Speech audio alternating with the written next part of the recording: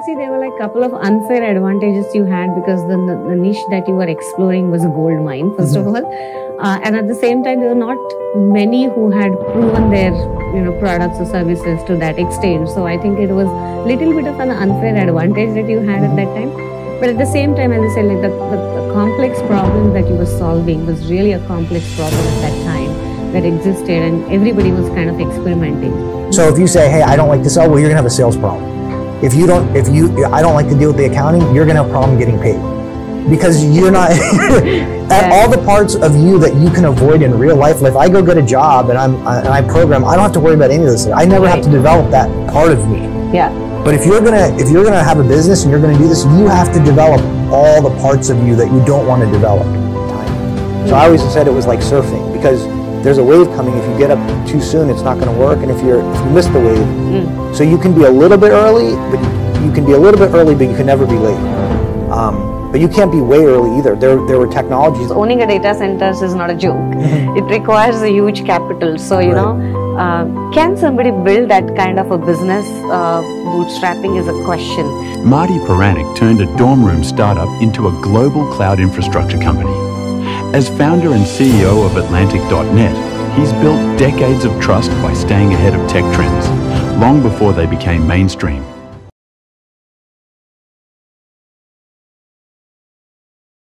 Namaskar. Welcome to Passionate Pulse podcast. Today is an exciting day because I'm sitting in the PayPal Park Stadium where actually I did the coin toss, and the community behind me, or somebody who really vouched for me to be here, and even today sitting in this press room, is a very much prestigious moment in my life that I'm witnessing. And all the credit goes to Atlantic.net and the Marty, or the Manoj Pranik, who is the CEO of this company, the founder of this company, which is over 2 decades, have pivoted many a times, and in the infrastructure doing a phenomenal job, starting with the ICC computers, the internet-based or web hosting, and from there moving to data centers to what we see is a cloud hosting platform, is a big shift that the Atlantic.net has achieved. And we are talking to Manoj Pranik about all the nuances that went behind since 1994 till today, the profitable business that we look forward to without raising the venture capital, and solely based on their own revenue, they kept pivoting and innovating. So I think it's an interesting story because it's more or less 2 decades old story that we are looking forward and witnessing. Most of us didn't know what was that time the engineers looked like, what they did, how they innovated, and starting with the college camps, how somebody can really have that kind of a business. So it's a very interesting story we are looking forward to. So Marty, welcome to the show. Thank you. Thanks for having me. Excited to be here.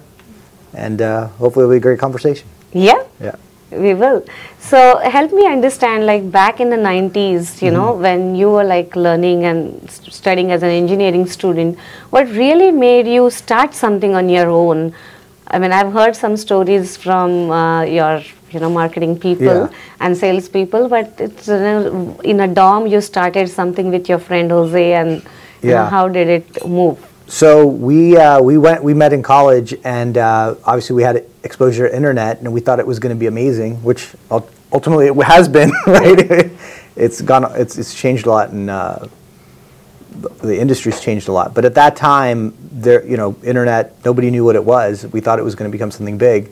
So at that time, internet was very restricted to college students. If you were getting your master's degree, if you were just a general college student, you couldn't get internet access, and it was controlled in fiefdoms. So it was very, very restricted, and we wanted to democratize that. So we actually tried to set up a public access internet for the students.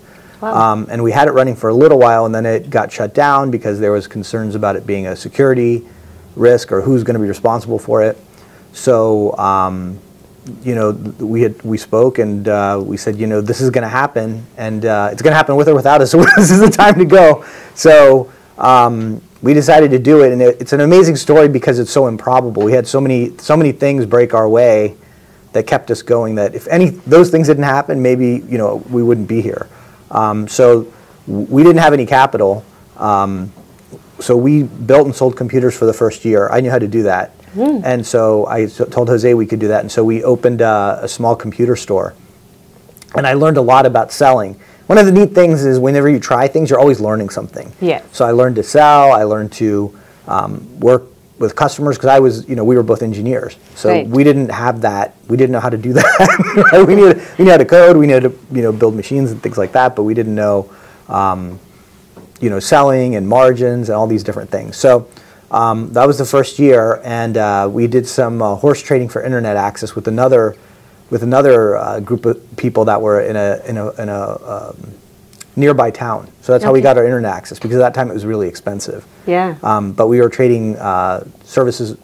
We got internet service from them and used our labor, and we got online, and we got it going from there. So we started one city, and then we gradually expanded, and it was exciting at that time. The big, there was always a company that was going to kill us. It was going to be AOL, then it was going to be AT&T, then it was going to be cable, then it was going to be whatever, satellite. And so as we went, we found that we could actually get customers more efficiently in smaller markets. So most of the population, 80% of the population is in the top 25% of the U.S. So we went to the other parts of the U.S. So we kind of used a Walmart strategy. Oh. And I went across like the southeastern U.S. providing internet access to these smaller towns, but there was no competition. Right. so it was totally amazing. Yeah. And we had a great time doing it. It was really just something amazing. As an entrepreneur, and you're doing a startup, if you're doing any kind of business, whether you're a venture fund or not, when you get traction, it's that's where all the magic is. That's something you'll never forget. And that was the first time I ever got traction. I learned how it all works, and that's a big thing. But how did you figure out that gold mine? Like, instead of focusing on main cities where the adoption of internet would have been much easier versus going to the remote areas where there is not much of an infrastructure available, or you literally had to educate your customer base. Yeah. So that's a different route. But again, it's a gold mine. Once you are there, you're there. Yeah. So we were there like before internet had really taken off. So this was like still America Online, but America Online was growing. It had started taking off. So although the people lived in smaller markets, they still watched the news, they still watched TV, their kids might be at college, whatever it was. So they were picking it up, and they were interested because they were hearing about it. So there wasn't as big a lag as you would think there would be into the smaller markets. And we really figured out because we were getting inquiries from there. And so we started providing into those small markets. We saw that our cost to acquire, right? Our CAC was way lower. And the word of mouth would spread faster. So you'd go viral faster. So once you acquired, let's say, 1,000 customers in a market, you really didn't have to market anymore, because it would just start spreading. They started inviting us to user groups. We had people going there, and it was awesome. So to get to that critical mass in larger cities took a lot more people. So at that time, like I think MindSpring was got to 500,000 just in Atlanta. Earthlink got to 500,000, maybe even 1 million in Los Angeles. There were a couple 100,000 subscribers with, I think, TIAC in New York City, maybe a little bit more. So obviously starting in a bigger city would have been better, but I didn't know anything, and neither my business partner. So some of the lessons are, you don't know what you don't know. Yeah. So, right, what would I have done differently? I was like, well, I would have started in a major market. Yeah. But I'm still here, so yeah, that still stays the story. Yeah. So one question, when you mentioned that you went to these remote areas, and I think people were ready to adopt, but the pricing comes at a much, that's a critical part in the business. When you go to remote areas versus the major cities, you have to price it accordingly, that the affordability gap has to, catch up on what you're providing, so that your subscriber base back then grew. And it was an internet service, so I think how did you, made the price structure work so that it is affordable, at the same time it, fetches you the enough revenue to sustain with the whole infrastructure? So early on, that's a good question, because early on nobody knew how to price it. And if you recall, for people who are here, there used to be long distance charges. So you'd pay per minute to call long distance outside your local area. So at that time, people were used to metered pricing. For pretty much everything, and because businesses use the long distance during the day, it was more expensive during the day for long distance than at night. And so there were a lot of iterations to figure out what worked in terms of getting that product market fit, where it was really great. one of the things we found was that customers wanted the buffet model, right? They didn't want to pay per minute or per hour. So in the very first iteration, we included so many hours. Then we increased the hours that were included. Then we said, hey, evenings and weekends are free, but you have to pay for during the day, because we were just copying the long distance model. But it turned out it was more of a consumer product initially. Yeah. So it made no sense because most of the usage was at night. Right? So we had plenty of capacity during the day. Okay. So then it moved towards unlimited. So the industry kind of gyrated and shuffled and moved. And it wasn't that we had it all figured out in the first iteration, right? We gradually gradually got there. But there were like a number of trials and seeing what works. So I don't think that. I think it's pretty rare that you get it right on the first try. Right, so. That's true. But how did you really start marketing? Because the first now we have a lot of channels through which we could market, or we can create interest list, or even before you release your beta product, you could technically acquire the customer base, the warm customer base. But back then you have to build a product or have something very substantial that it would put it to use. And you don't know whether it will fail or it will sustain, or whether you're doing it right or wrong. Right. And if you failed and the product value has gone down already, then going back again and selling to the similar customers or whatever, it becomes a difficult and it's a challenging in itself. So back then, how would the marketing look like for the technical or this kind of new coming technologies? Well, we were super passionate, and we bootstrapped, so we didn't have any money. So a lot of it was we were doing presentations, word of mouth. As it kind of got traction and grew, then eventually we put billboards in smaller markets to make them aware that they could get internet now where they couldn't before.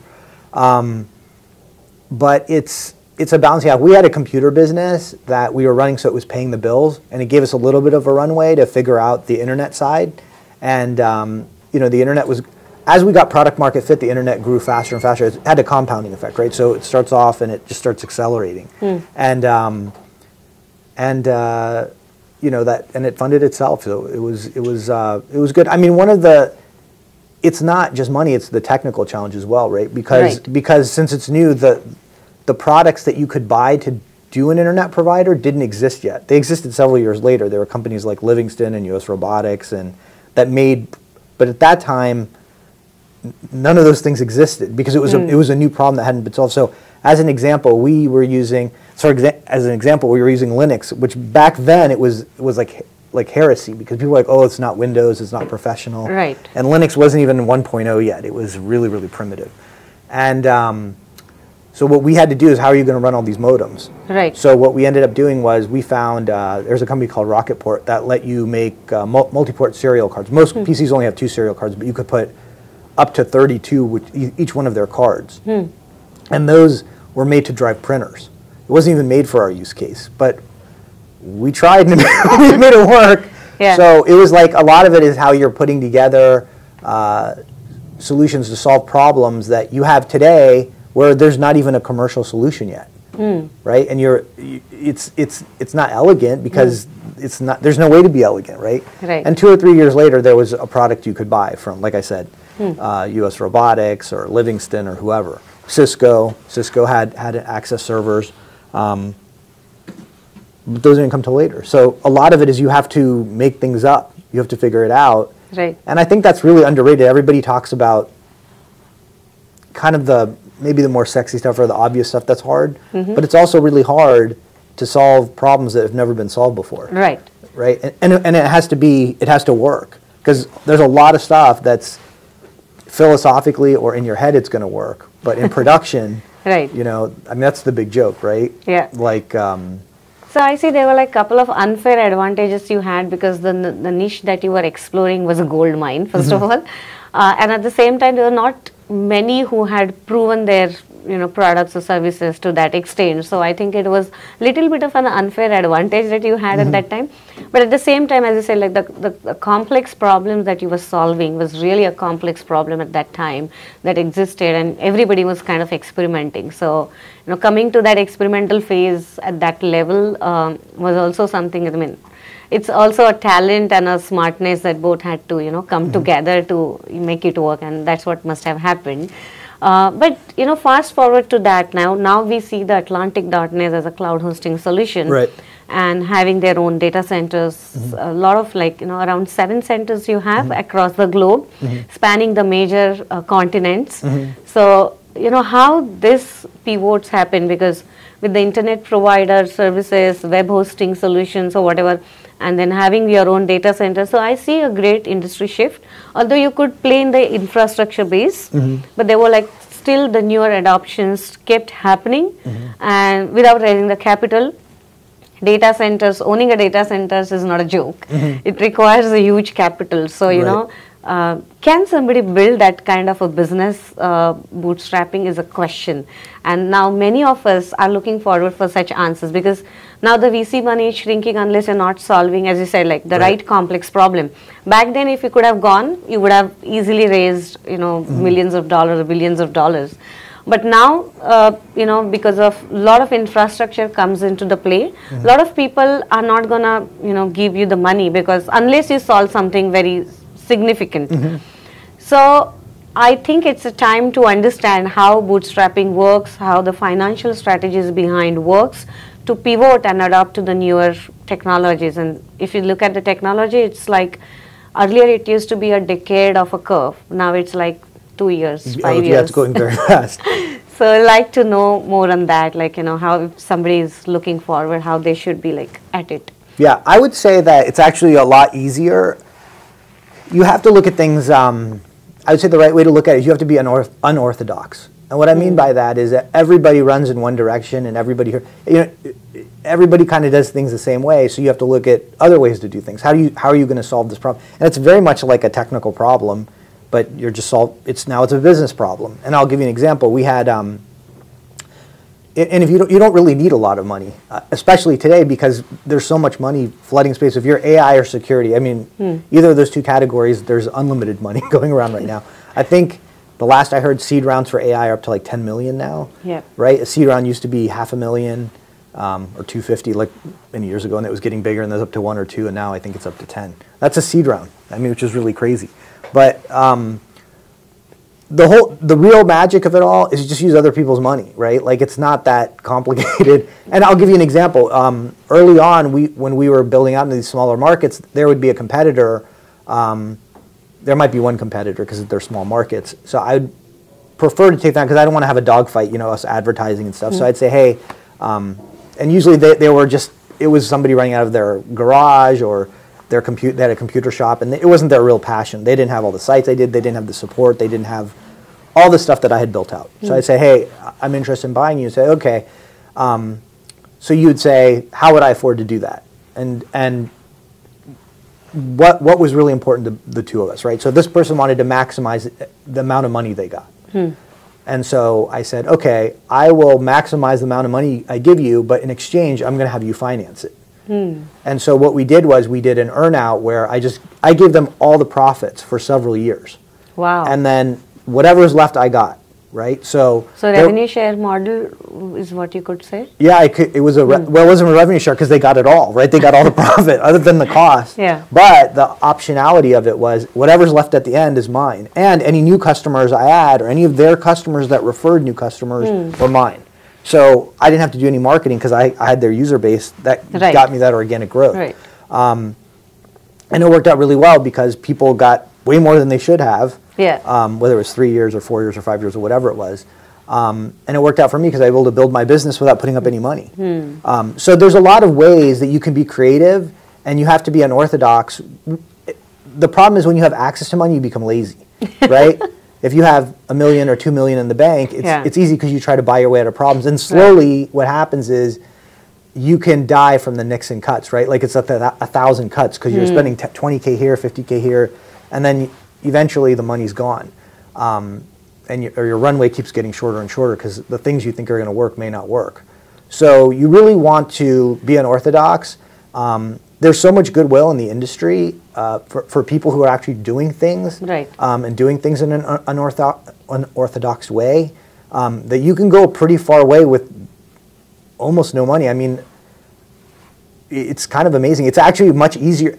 It's much easier to start something now. It's harder to get traction because there's so much other money in space that if there's, whatever the white space is, people will throw 100 million to try to cover it, right? Right. To make sure that, so it's finding traction is harder, but getting involved or getting going or getting any resources you need are far, far easier. Yeah. And the social aspect of it has changed. I mean, the concept of a startup didn't exist when I started. It was just businesses. Right, right. So you're starting a business. It's like, this is an internet business. You could be a dry cleaning business. They're just all businesses. Right.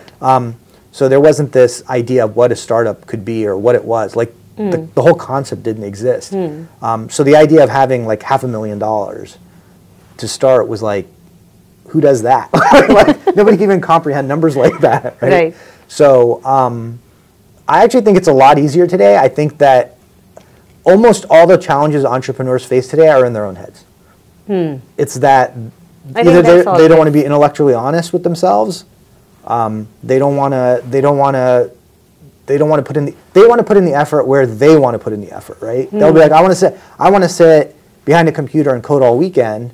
But I'm like, yeah, but what you really need to do is you need to go outside and start talking to people. It's like, well, I don't want to do that because I'm not good with people. Right. It's like, yeah, but that's what you need to do. Right? Like, and the neat thing about doing a startup, which is really important, this is super important, that most people don't get, is that when you do a business or a startup or anything like that, especially when you're doing it yourself and maybe you have a small team or maybe you have a co-founder, it's going to test you in every way possible. Yeah. And what happens is that you will be defeated by whatever you don't face. You have to become at least okay at everything. So if you say, hey, I don't like to sell, well, you're gonna have a sales problem. I don't like to deal with the accounting, you're gonna have a problem getting paid. Because you're not, at all the parts of you that you can avoid in real life, if I go get a job and I program, I don't have to worry about any of those things. I never have to develop that part of me. Yeah. But if you're gonna have a business and you're gonna do this, you have to develop all the parts of you that you don't want to develop. Yeah. And if you resist that, it will be very painful. Yeah, it will come haunting you in that direction. Yeah. whatever your weaknesses are all the problems you're going to have. So you have to really understand that and do it head on. I didn't know how to sell, so I used to go to car dealerships and just watch how they did it. I don't know where do I find a salesperson, right? And maybe that wasn't the best way. Yeah. But I had no sales experience, and I didn't know anybody with sales experience. So Marty, that was amazing strategy that we explored. But one more thing that I wanted to understand is you have been observing this whole internet market, starting with dial-up to moving to different segments, and now with everything is in an abundance available. How was that journey that you witnessed? When I started my career, which was in telecom domain, I remember we even built the usage based on the certain number of minutes to even the VoIP data, then PTT, everything separately. And then came a boom where everything is unlimited and there is just one data plan, and the billing complexity reduced and everything became easy. But you must have observed even prior to that, even capturing the data, even billing was not fitting in right. Sometimes the network would flood and not give the right data to you, if you are an internet service provider and you're billing your customers. So it was, lot of things were complex then, not that automated or streamlined. And you have witnessed this whole era of the service industry shifting. People did a lot of hard work back then, and now if you tell us, we are like, does that exist? Yeah. So we'd like to know about that. It's a very curious case to unfold, especially now for all of us who haven't seen what it was like before. Yeah. Well, I mean, it's something special because you know how everything works, right? Everything now is all about abstraction, going faster. Most software developers have never, I don't think they've been in a data center or actually seen the physical servers, right? And that's great because it's a level of abstraction and they can get to their app faster. But it's a problem because if you ask them, do you understand how a packet traverses from your server to the internet? And they'll say, no, I just, issue a command and I open a socket and it just goes, right? And that could make things difficult later on because if you don't know how any of it works, right? Like if you're running into a problem or you're having latency or jitter or whatever the problem is. So one of the nice things about starting early and kind of going through it all is I know how it all works, and and it's pretty interesting because there's a lot of stuff that happens behind the scenes that's improving, whether in data centers, whether it's cooling, or there's now liquid cooling is happening because the amount of heat that's being dissipated from GPUs, the amount of bandwidth that you need. We worked with a company, as an example, in the late 2010s called Mellanox. They're part of NVIDIA now. They're the backbone of their networking, and it was based on InfiniBand. So that was amazing, and that was amazing. It's still amazing today, and that was amazing 10 years ago. But a lot of people have no idea what that is, right? Unless you're actually working the space. So there's there's InfiniBand, and now there's ROCE, which is RDMA over Converged Ethernet. But there's a lot of really neat things that are happening that aren't always visible, but it's super exciting. And the cool part about it is that those things create opportunities for me, especially because nobody else is watching, right? Yeah. So coming up with new ideas or new ways to present things or solving problems in a unique way, because if you know how it all works, you can come up with those things. If you don't, then you can't. But that's why I would say if you're doing a startup, or even when you try things and they fail, you're learning along the way. You're learning a lot. You're learning what doesn't work. You're learning things that do work. And those kind of come back around later in life that you can take advantage of. Yeah. So I think knowing a lot of things basic can, make your graph very excelling, because you know that beneath what basic things are there, So do you think that made innovating, that made Atlantic.net innovating much better and at a right speed with the technology? Like when you saw that, the AWS started catering the cloud business, I mean, it was the first one to say that, we are going to rent back our servers this way, and then, a lot of things are going to be easier. And then a lot of giants followed. And of course, the Atlantic.net also then, pivoted their entire business from whatever infrastructure you were into the cloud. So, but there was a lot of gaps you had to catch up with that, industry was innovating. There were a lot of complex problems being solved, and you were a little bit behind, but you made sure that you're catching up. So how that, the gaps, solving that gap, you look at, or how you innovate, or make sure that you have to pivot at this point, looking at the industry shifts before even they come to the public era and help basically tax your business. I think one of the most important things, I'll say two things. If you have a talent that's a combination of two things that aren't typically put together, it's extremely powerful. So if you can code and you know accounting, or you know a specific industry and you can code, that's hugely valuable because it's so unique that almost nobody else can do that type of stuff. And you have a visibility and an angle and have insight that somebody who only codes will not have. So that's tremendously valuable. So I have a multiple amount of those things just from having done all these things for so long. So I think that's part of it. I think that the other thing about it is in technology, what makes it super fun is it's always changing, right? So even if you miss one shift, you can you could say, all right, well, if I miss that, I can always catch the next one. You just need to make sure you can survive the gap, but you can always be trying to do what's next.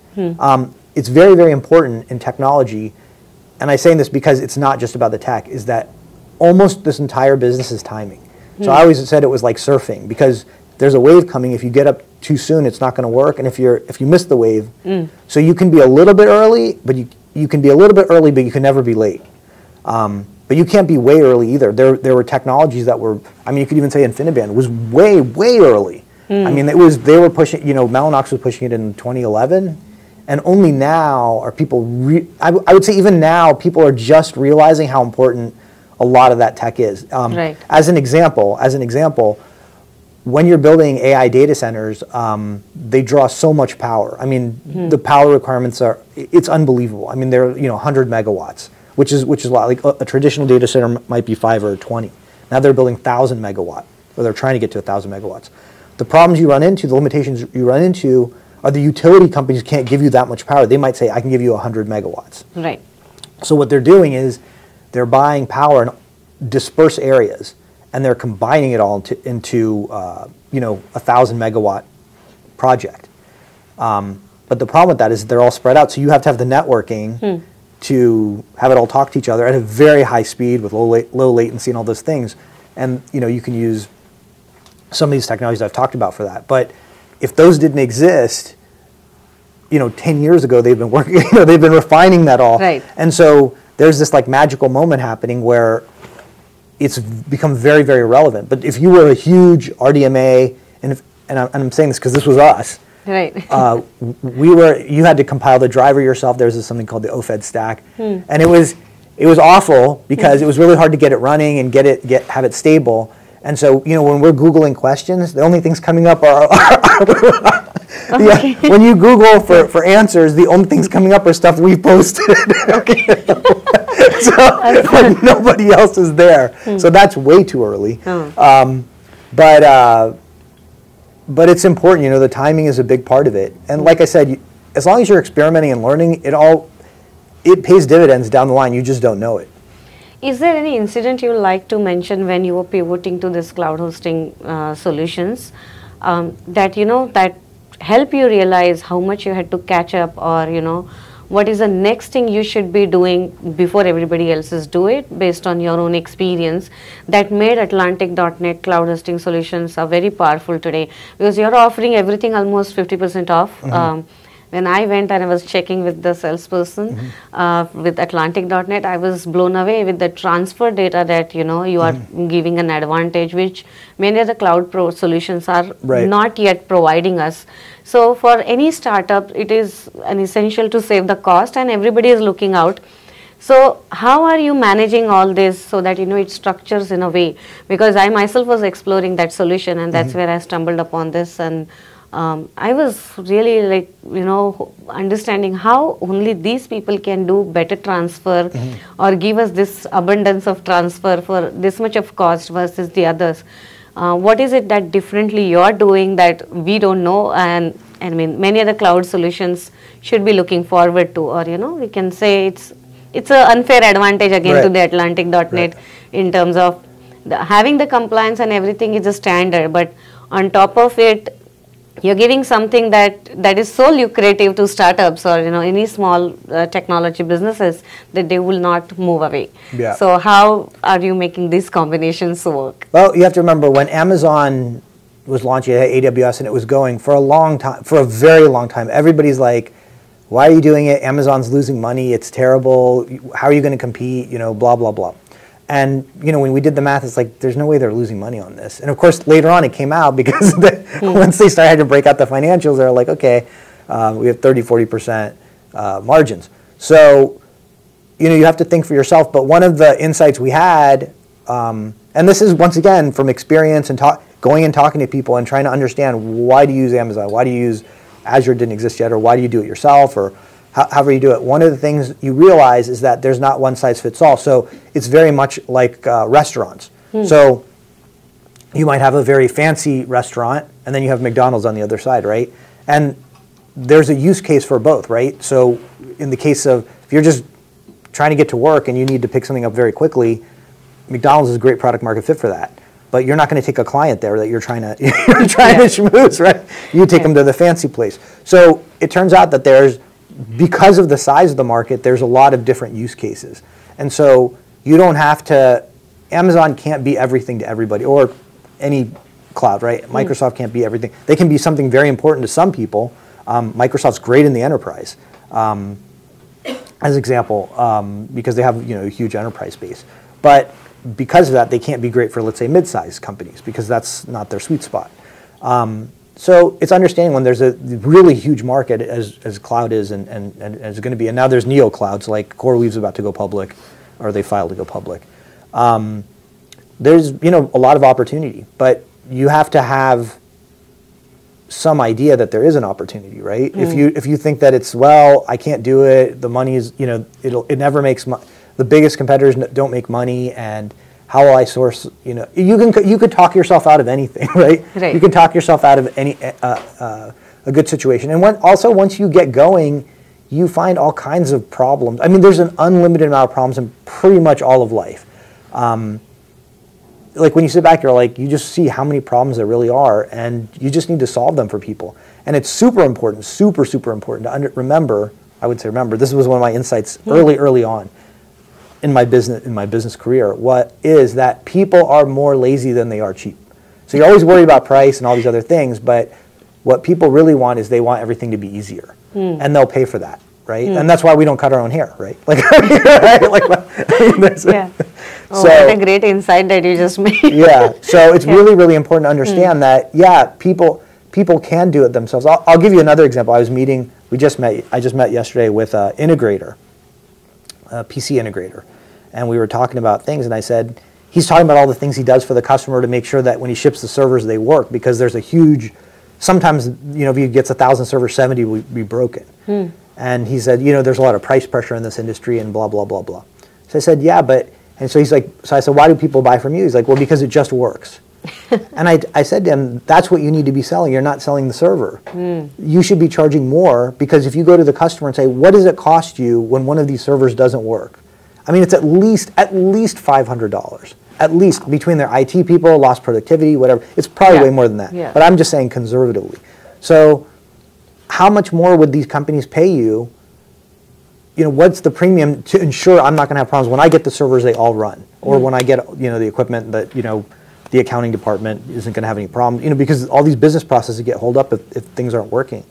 And he's like, yeah, I need to change my sales process. But I'm saying, but the problem is you're selling this amazing solution for your customers, but you're not conveying the value, and then you're trying to sell against more of a generic price model. So you don't need to do that. Yeah. So, and if you're the customer, if I explain this to you, you're like, yes, I want that. I want to give you my money because I want you to solve this pain point for me. I want you to make my life easier. And so it's kind of amazing, right? There's so many opportunities that people have. I don't know if they have a dogmatic view or they just don't see it. There's tremendous opportunities today that solve so many problems for people, and people want to give you their money. They want to give you margin, but you have to ask for it. You have to present it in a way that people understand what it is you're selling. And a lot of people, especially in tech, have no idea what they're selling. Right. Right? They're in outer space, right? Yeah, I think that's a different art and a skill in itself. But I think you opened up on a wonderful points that many of us are so I think most founders are blindfolded because they are very focused on solving the problem. So the other aspects of business are, it does happen that way, that they are blindfolded to those sides, but somebody has to come on the stage to tell them okay, this is a side that we should be focusing on. And so the Atlantic, when Atlantic.net, when you started on the cloud hosting solutions, you figured out what is exactly your niche, or what is your ace points, and those are the ace cards you started flipping around, and that's how you could acquire bigger customers. And that is also a growth in itself that we are observing. Like now the quakes, the entire San Jose earthquakes is hosting it on the Atlantic.net, and it's a wonderful success stories to hear about. So what are your plans going further? What do you see in the next 5 years or 7 years down the line? How the industry is going to shift? What is your take on it? Well, it's obviously the exciting thing right now is the shift to AI, right? And on the back end, the exciting part about the shift to AI is it's completely reinventing the idea of the data center, how it all works, because the cooling is different, the density is different, the rate of change is dramatically different. So as an example, if I buy an NVIDIA GPU today, how long does it last? Right? Because if the next one's coming out in a year or two, the rate of innovation is so fast, you need to make sure you're making a profit. I think that there's going to be such a big shift if the question right now is there's this huge CapEx, right? This big build out, and the revenue is trailing, it's following, it's coming, but it's not there yet to justify the spend. So I think that if it's going to work, the whole concept of AI is going to change. Agentic AI. It's really amazing stuff. So it's just all amazing. I don't know how else to say. Yeah. You've got AI. It just looks at your eye and it can tell if you have dementia. You're going to have like an agentic AI in an ambulance, for example. So you go in an ambulance, it scans you, and it can see things that maybe a human can't. And then it's talking to the agentic AI in the emergency room. So when you show up, those two are cooperating to figure out the most optimal path of care for you. to minimize, whatever trauma you would have experienced, where we're doing that by hand and manually and guessing. So, I mean, it's going to change everything. Like, it's going to be like science. I mean, I really believe that if this has legs and it works, and I don't know the path that's going to get there. I mean, they're going to put us in history as like the Stone Ages, right? Because they're like, these people used to do all these things themselves, right? Like, in the way we look at people from the 1900s, they're going to put us in that same group, right? This is going to be the cutoff point where it's like, okay, they started figuring out how to get, use AIs or use these tools to do things better or faster, or just amazing stuff. Like, it looks like science fiction. It really looks like science fiction. It's amazing. So I think when the metrics had released that time, nobody had thought this could happen, but now we can relate to it much more easily versus, people who must have watched at the time of that release. People were like, we don't understand this movie. But now if you go and watch it, it feels like, oh, it's just going to happen now. Yeah, I mean, it's an amazing time to be alive. It's in some ways, it's kind of like when I was there, we were there for the internet, and we're like, if it happens, like we think it's going to happen, it's going to change everything. Just like when you saw the iPhone, and everybody saw it, and you're like, you got it right away. It's like, it's going to change everything, right? Yeah. And so this is the kind of the same thing. It's like, it's going to reinvent so much of life, which will create new problems, but it'll solve other problems. And it's exciting because 10 or 20 years from now, like I have young kids, 10 or 20 years from now, one is that when I look back, it's like, we were there before this all happened. But even more important, it's like, what'd you do? It's like, I was involved in it. I was, it's a wild, wild west. This is like, you're at the, beginning of something potentially amazing, right? And to be part of it, and to be like part of history of wherever this goes is like it's amazing. It's like being there, like when the steam engine is being built or something. Like, it's like. So, Marty, we'll get into a lot of rapid fire questions and advice. But before that, I really want to take this opportunity to thank you for, like on the International Women's Day, being an immigrant woman, the woman of a color. I got to represent on a bigger stadium and truly feel like I'm one of them. And it is a lot of honor that you, being the Atlantic.net founder, CEO, or the company, gave me to represent on that day. And really, my KQuix is my home team, and I'm like very much rooting for it. We have seen there a lot of matches coming into this stadium. But it was really an honor to me that, Atlantic.net presented, and I'm really thankful for that. And I also know that you, Atlantic.net, are supporting many other businesses in different sectors, and for that you have a lot of lucrative offers to begin with. The way many of the cloud providers are giving startups certain free credits or, certain things, that way you also have structured different packages and there are different ways that you're giving back to community. Right. So I want to touch that angle because I, being a community builder, I'm very most of the time I'm drawn to those people, and somehow they come. So the Atlantic.net is also doing a lot of initiatives, and want to know how they are contributing, being a technology company, and making others foster. Yeah, I mean, it's something that's very personal for me because obviously I started and it was very lonely. It's a very lonely, arduous journey. So when I see other people taking the risk, being a founder or trying to start something is a very, very special thing. I mean, it's something kind of amazing, and not a lot of people say they want to do it, but not a lot of people can do it. So we try to, do whatever we can to help. We have, obviously we have some free tiers, like the big guys. We throw in a lot of free services so that there's not a lot of cost, so people can test, they can scale, support a lot of different groups. I'm happy that you had that Women's Day thing. That's exciting. Because I mean, in terms of supporting everybody that's coming up or everybody that's trying to do things, because it's not easy. It's really, really hard, and people don't really appreciate it. We only see the winners, right? And everybody celebrates the winners, but what about all the people who've tried?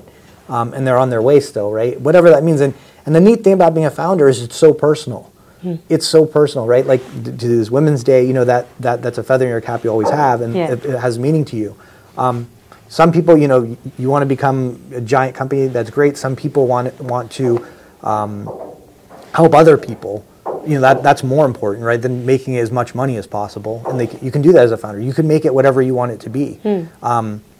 You can influence the world in a positive way, however you want. So we want to be involved with people who are trying to do that. And honestly, there's really not a lot of people that are doing it. And what I mean by that is, I'll go to a conference and I'll go to a different conference that's sort of unrelated or parallel. It's the same people. I'll run into the same people. Yeah. So I was like, what's the probability I would run into this person at these two different conferences? And so you really realize there's a small set of people in the world that make everything happen. True. And so to be around other people that are like that, like we all get each other. Because if you're somebody like this, life is hard because most people aren't this way, right? Most people are very 9 to 5. They're, you know, they live very standard lives. So to be surrounded or be with other people that are like my people, they get it, right? Yeah. And because people watch it and they'll be when you're doing startup stuff and it's hard and people are like, why do you do that to yourself, right? It's so hard. Yeah. And it's like, but the hard is what makes it great. Like when it works, there's nothing else like it. So I'm excited if I can help other people be successful and find their way and accomplish what's really meaningful to them in life, whatever that is, right? They can make $1 bazillion, that's great. But hopefully in a way that's positive to the world. So I'd like to know, what are you offering? So, you know, if somebody is out there as an aspiring entrepreneur, if somebody is looking for to innovate with the technology and they are looking for affordable solutions initially to go with. Right. So what is that, I mean, why they should be coming to theatlantic.net? That's the question. Well, the big difference between us and the big guys is that we really are focused on customer success and user success. So if you're trying to do something new, you can reach out to us. We can give, besides the free credits, we can say, all right, do we need to put you in touch with other people we know that might be able to help you, or you might be able to help them, or you can come together. There's a huge network. There's a huge network effect. So it's not just the technology. It's listening to you, understanding what your challenges are, and saying, how can we help you be successful? Because if you're successful, over time we'll be successful. And more importantly, we can, once again, we can introduce other people that are trying to be successful to you once you've made it. So, and there's like a general feeling of goodwill. It's a special thing. So we want to work with people who are trying to change the world, make things happen in whatever way is important to them. And it's not a one-size-fits-all thing. It's not just free credits. It's not just the connections. It's not just, sometimes it's just, look, we get it. We get it's hard. Sometimes we have customers, as an example, during COVID. They're in the hotel industry where we said, okay, they're like, look, we're dead, right? And we said, all right, we were like, okay, can you pay half? They're like, no. I was like, all right, well, we just gave them free service for, as long as we could. Wow. I mean, for a period of time, we couldn't do it forever. Yeah. But these were customers that had been with us a long time, and it was a sad situation. And so it's things like that. It's just this feeling of goodwill. So if somebody's trying something, they can reach out. We can work with you. We can understand what your needs are, and basically, I think the thing that really differentiates us is that the probability of our customer success, whether it's an end user just running an IT app or if it's a startup, goes dramatically up because we are trying to push to make it happen, right? Whether it's customer acquisition or whatever it is, we can introduce you to the right person that can partner with you to help get your product out there. That's really great too. So that's what we do. Wow, right? It's a lot. Yeah. Because being an infrastructure company, I'm sure you have all the angles covered. If somebody is looking forward to, then I think it's a great solution to look forward to, and that's what we are looking at. If you are someone who is looking out for great cloud hosting platforms and looking out for certain needs, and if you know what your metrics are going to look like, then I think then you can get the transparent idea, which one to pick. Yeah. If you're someone who's stumbling upon, then probably just having a discussion won't work. But I think it's a great idea to try these kind of solutions which are in it, focused on certain industries and I think being an infrastructure company, you have a good leg room to spread across. But then the others who are, on the other side, who are building service industry or the products which are, very much consumer oriented or whatever, they have that small wiggle room. So I think it's a great giant company which can, fetches you a lot of potential customers. That's what I can look forward to that. Yeah. Now we'll go back to rapid fire, and then of course then a great advice question from you. All right. So as we always ask on our podcast, there is one book we ask as a recommendation. Yeah. Since you have been in this industry, in the tech, in the different innovation, and it's a lot of complex studies that everybody has to do in being in infrastructure industry to us particularly. So what is that one book that you recommend for other entrepreneurs if they're looking forward to scale up and sustain for a longer time in the business? I think the most important book, it's really good. It's foundational, I would say, is Fooled by Randomness by Nassim Taleb. And the book basically talks, there's a lot in there, I can't really say it.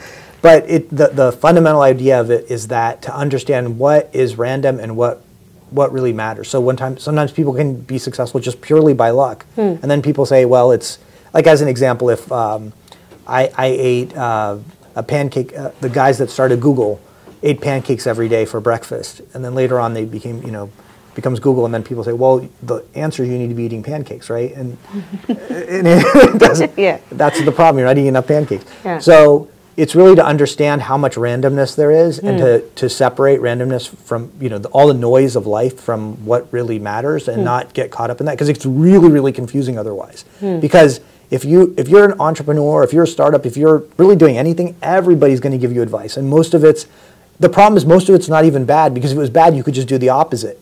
It's random, so half of it's good and half of it's bad. And so it's just, it's all just random. And it talks a lot about fragility versus robustness. And then that's a decision you have to make. So as an example, fragility meaning you might grow faster, but you're going to build something that's much more fragile, that if the underlying assumption you've made have changed, it could all crumble very quickly. That's okay if you're venture funded and you need to grow, like I can grow much faster if I opt for fragility. And that might be okay. That's the trade-off you make. I did robustness, so I don't have a lot of leverage, right? So that if there's a downturn, I can survive.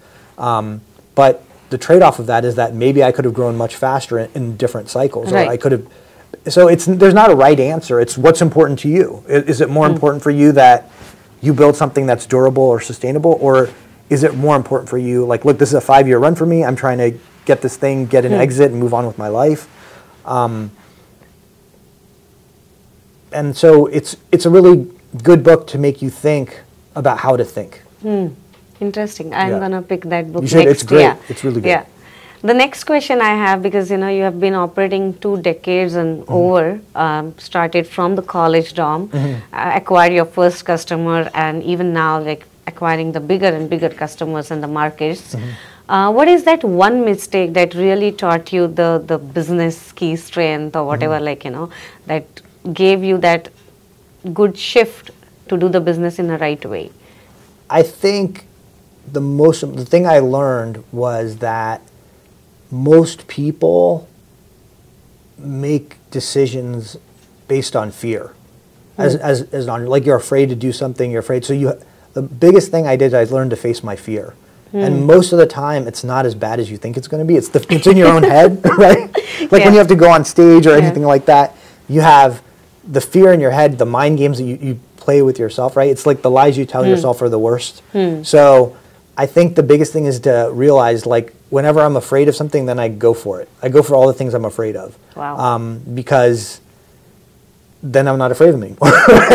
I've faced my fear. So I face, and that's not just in business, like anything in life. If I'm fearful of something, I recognize it and I try to hit it head on. Where most people, I think, find they tell themselves that they might be facing, but they're not really. They lie to themselves, like, okay, I'm going to face it, but maybe tomorrow, or next week. I'll deal with it next week. I'll put it off. I'll do this.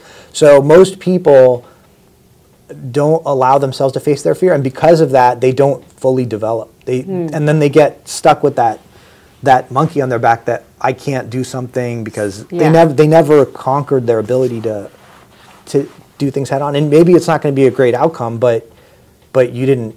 Yeah, you sabotage yourself from conquering the opportunity or creating an opportunity. Yeah, I can't. I think 90% of it is people sabotage themselves. Right? They talk themselves out of really great outcomes. Yeah. Which is crazy when you think about it, right? Because you think, well, why would people do that? But I mean, you see it every day. So now that you pinch on your fears, like I like to know what is that one adventure that you did by when you know that you're like just can't do it. But then you have decided to face the fear and you've jumped off the cliff. Man, like, I had so many fears. I had so many. So there's like three times. Like, okay, let me think. There's 3 times like when we had started the business. I mean, I was on the floor crying because I thought I had really ruined my life. We had, I mean, which fear should I say? Like, I'm trying to think. Which fear was really scary? I mean, the scariest one was starting the business because we didn't know. I didn't have it. Me or my business partner didn't know anything about business. We didn't have any family members that had businesses. My parents didn't want me to do it. His parents didn't want him to do it. I mean, it's totally, and it's not like now where startup, is kind of being is sexy or it's cool or it's cool, trendy. Yeah. When it was back then, it was like a big no. Yeah, like what do you? Nobody's like who's doing this, And I mean, I couldn't even drink at that point. No. So when we started, I mean, so we'd go to like a business conference. I can't even go to the open bar.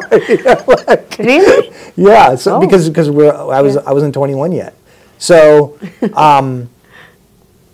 I think that was for me, like I remember that moment where we were sitting there trying to decide if we're going to do it or not, and we were really on the fence, and it was, and I say it's scary because it's you don't even know what you don't know. Right, like everything. Like, how do you even open a business? What licenses how many business licenses do I need? I don't even know. How do I pay rent? How do I open a business bank account? How do I do anything? So everything. I mean, and nobody else has ever done it. So, and I'm in college. It's like, well, you can just finish and just have a normal life. Like, you don't need to do any of this, right? It's not like you're desperate or destitute or anything. So yeah, but who does that in college? I mean, very few.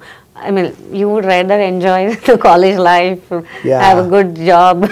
Yeah, I mean, but we saw the internet was going to happen, right, with or without us. So it's like if we don't jump, it'll be too late by the time, But I mean, the thing in tech is by the time there's books written about how to do something, it's already over, right? Right. The opportunity's moved on. So when you're on the frontier, which is what I enjoy. Nobody's ever done any of this stuff. Even now, I'm here at this NVIDIA conference, right? And all the big clouds are all saying like, it's not working how we thought it was going to work, right? I mean, their marketing will tell you it is, but that we have it all figured out. But the guys that are actually doing it is like, no, it doesn't work anyway how we thought it was going to work. We're still figuring it out. Like the way we built it 2 or 3 years ago is totally wrong. We're changing how we're building it, and we're learning along the way. So to be at that phase, right, where everybody thinks it's all figured out, but nobody really has any idea. It's kind of fun. So, but that, I mean, it's really, really, I don't know if fear is even the right word. It's like, what am I doing? Lost. And it's not working right away. So then you're like, oh my God, did I ruin my life, right? And at that time when a year of your life is a big part when you're 20. So, and your friends are, graduating, are moving on and going to their jobs, and you're like, and it didn't work right away. I mean, it took us a couple years to really, like where it started. Yeah, it takes time. And along the way, there's 2 or 3 times, like I said, I was on the floor crying because I thought I had ruined my life. Wow. Which are some crazy stories, but it's all scary and nobody talks about it and everybody acts like everybody fakes it, but it's like everybody knows it's terrifying. I mean, if you're not terrified, you're doing something wrong. But it's like, what does Mario Andretti say? Right? If you feel like you're under control, you're not going fast enough. That's really how it is. Oh, I love that authenticity coming out. Yeah. Okay. So when it comes to business, what will you pick between two? A fast-paced growth or steady profitability or stability? Well, I mean, in Fooled by Randomness, it kind of addresses this. And I always chose robustness, but I don't think that necessarily means that it's slow growth. You can be robust and grow very quickly. But usually, those opportunities are going to be very different in different times than other people. So you might be capitalizing on a period of time when there's a downturn where cost to acquire customers is very low, and since you're around, you're there to capture it all. And that's what happened with, as an example, GoDaddy. GoDaddy, the guy that founded it, he was down to his last. I mean, he had lost all his. He had sold his prior business. He was down. I think he had like 20 or 40 million, and he was down to his last couple million, and he's like, what do I do? It's not working. What do I do? I was like, I've lost all this money. I could. He's had the story. He's like, he's sitting in a restaurant. He's like, I could have bought this restaurant. And what happened was the .com crash happened. The cost to acquire a customer tanked because he was the only one that was spending real money. Everybody else was using their venture funded money. And then he got traction with GoDaddy. It took off, and the rest is history. Yeah, and even now a lot of trading happens on GoDaddy. Yeah, the latest one from you heard about the chat.com, right? It's a big transaction. Yeah. But what I'm saying is that here's this thing that it worked. And if you think about it, there's a lot of companies, Uber, right? Uber, Airbnb. Those two worked in what made them go was the financial collapse, because that's when people are like, I can't get a job, so I'll drive Uber, or I don't want to lose my house, so I'm going to rent out a room. Yeah. So sometimes in the worst times, it creates the best opportunities. Yeah. But in the worst times, you have to be robust enough to be there to take them, right? If you're fragile and let's say you're venture funded and you're taking down rounds, you're getting diluted, it's not working, and you've run out of runway, you're not there. You're there, but you can't take advantage of the opportunity because you're too fragile. Right. So I don't think that being robust necessarily means slow growth. I think that's a misnomer. Yeah. I think it's a misnomer because I think that's just something that is not accurate. Yeah. And between the VC funding and the bootstrapping, if you had to go back and start all over, what you would have. Well, I mean, the VC industry is very different now than it was back then. Like I said, it's very personal. I'm trying to think of. I didn't know what I was doing. Like now, when you're going venture funding, you already have so many things figured out, or at least here's what I'm going to do. Here's my value prop. You may not have the business model figured out, but you have a much better idea. I mean, when we started, we were starting with this idea of internet. It's like, how do you even make an internet service provider? There's so many other problems. Like, I didn't even have that part done. Like, I'd have to at least have some kind of plan. Like, okay, this is how I'm going to build my internet provider. Right. I had no idea how to even do that. So I don't think I could have gone to a VC and who would I hire to do it? Or I guess I could have hired some engineers or something, but it was just a different mindset back then. It wasn't something that was available to me. Yeah. I think that to many of you, it wasn't available back then. Yeah. And even now, many parts of the globe is still not, aware about this kind of world that exists. But if you look at their businesses, they are like actually doing something very good. They are having good traction since the day one, and their mindset is acquiring the customers or things like that versus, derailing their focus. So I think everything works. I mean, at the end of the day, if you get traction, however you do it, that's all that matters. Right? Traction is everything. So if you have it, whether you're venture funded, you're bootstrapped. If you're bootstrapped, you'll figure it out. Maybe you'll take VC. If you're venture funded, you're going to be able to raise more money and keep going with less and less dilution or whatever. So the real name of the game is, figure out your model, get traction, and win. It's not. It sounds so simple, right? Yeah. It's so easy. Yeah. But that's all there really is. So there's no wrong answer. I don't have anything against people getting venture funded. I think it's great, and I think it makes a lot of sense in many ways. Yeah. And if you want to bootstrap, that's okay too. That it's harder, but all roads kind of lead to the same place if you get traction. I mean, because look, once you're at 10 or 20 million as a bootstrap, you have the cash flow to fund it. To be your own VC at that point, right? Because you're generating enough cash flow. That's what you did. Yeah. So anyway. So it's just, you might say, well, maybe it's going to take longer, but it's like, but maybe you're getting other things out of it along the way. So are you thinking about being an angel investor to other businesses now? I have done some. I'm not, I don't want to really put it out there because, otherwise I'm going to get you'll get overwhelmed. It's really hard being an angel because all the ideas sound fantastic. Right? I don't know which is, I can't tell you. I mean, when somebody pitches, I'm like, that sounds great. That sounds great. I rarely hear one that sounds bad. So I don't even know. I mean, obviously they do fun, people put into a whole bunch because nobody else knows either, right? Right. And you hope, one or two are going to work out. Yeah, 2% generally is So, Okay, interesting to open know. it, yeah. So if somebody wants to hit back and check, Yeah, I mean, they're ready to rule their. yeah, like they can always reach out and Okay. let me know. So now we'll come back to an interesting question and a wonderful meat question that I say in the podcast. We ask a lot of advices from our guests. It could be for aspiring entrepreneurs. It could be, for something related to the passionate business or passionate change-making things that they're doing. Your passion was in something, very solid infrastructure way, starting with the internet services to what you are now. Over the years, many businesses must have witnessed downturns, and in the downturn many have shut down and have pivoted totally to a different industry.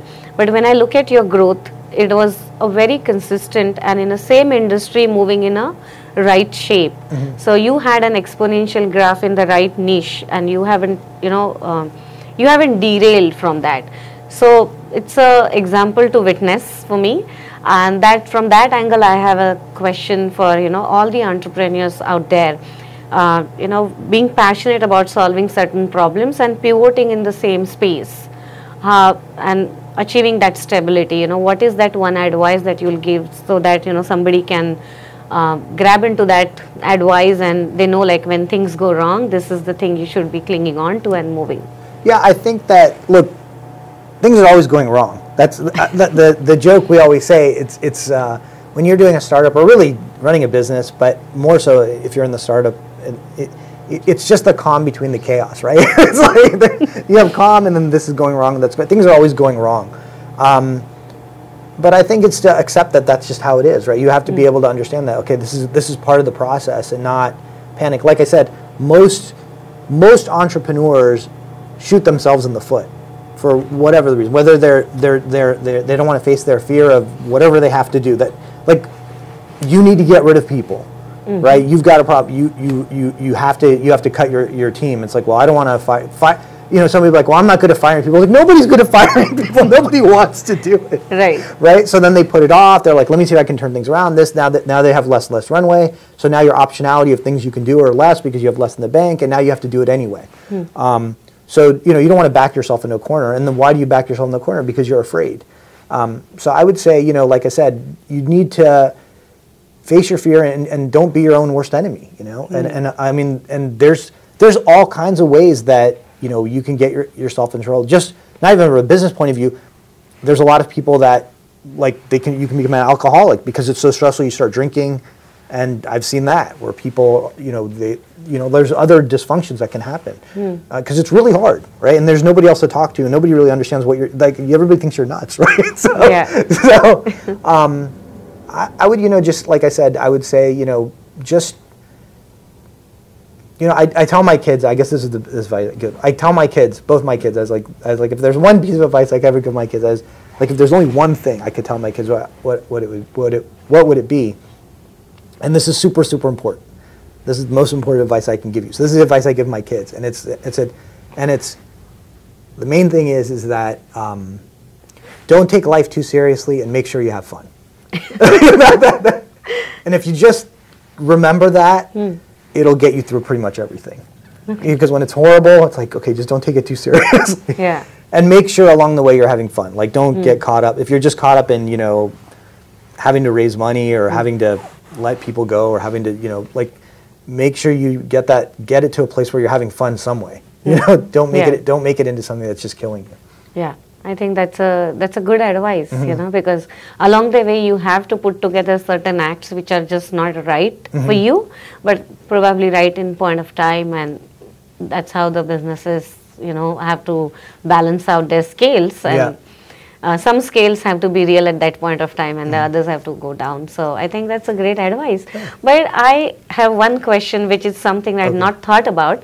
Since you were right out of the college, or during the college, you established a business, and just two of you couldn't have foster what we see today. So you must have done a lot of hires. But doing the first hire at that age, when a lot of rocket science was not so normal to you that time, how did you made an attempt to hire your first executive in any of the functions that you were struggling the most? Yeah, I would say the first hire we did was a bookkeeper, because I didn't know much about accounting. In terms of balance sheets, I didn't understand what's the income statement versus the balance sheet versus the statement of cash flows. Like, I have no idea why I didn't understand why you even needed those things. So our first was getting a controller, and it was a lady. And I think the first hire you should do is somebody who, the first hires, I should say, you should do are people who complement you. So if you're a strong coder, don't get another strong coder unless you really need it, if you're falling behind. You need to find somebody that complements you. Like wherever you're weak and you have to make an assessment of yourself, you want to hire people that fill you in, right? Fill in the gaps that you are creating. So I didn't know anything about accounting. I mean, we were doing it, in a very, rudimentary way. So we got a, controller, bookkeeper. I guess we were so small at that point. But I learned a lot from her, because I'd be like, why do we do it this way? Why is it that way? And because she had come from industry, she knew all the normal processes, and that's super, super valuable. Right. In terms of like because what's industry standard, what's acceptable, what's all of these things that we didn't know. Like if we're going to give somebody terms, who should we give terms to? Like I was in the beginning, I would just give terms to people. Oh, the guy seems like a nice guy. It's like, no, you can't do that. You have to do a credit check and make sure they pay their bills first. So, but these are things I didn't know. You don't know what you don't know. So if you make a kind of an assessment of yourself, like where you have gaps or where you might be doing it, but you're not the best, those people can level you up in those areas. So now you have less and less holes in terms of, white space that you need to fill in. So I think the mistake people make is they hire a friend that especially they have skills that are very similar and they have the same weaknesses, and then you're kind of doubling down. On everything. On everything, because now you both don't know accounting, let's say, right? which was the case with me and Jose. Right? But I would say that's the best way, and that you just make a personal judgment call on that. Well, it was wonderful to have you, Marty. And I think it was a lot of unconventional things that I heard today. Like, I didn't know how the acquisitions could go, even in tech industry, the way the other business routes are, opting. And if you look at the other industries are still successful, have a good cash flow versus tuning down much faster down the runway. But I really like the way you, club together the orthodox and unorthodox thinking to, have this sustainable business and pivoting multiple times along the way, starting with the dial-up to what we see the cloud hosting solutions. It's a big jump to witness all along the way. So much of learnings in terms of technology versus the breadth also was different, right, in all the way. And operating from Florida, that was unusual case to see.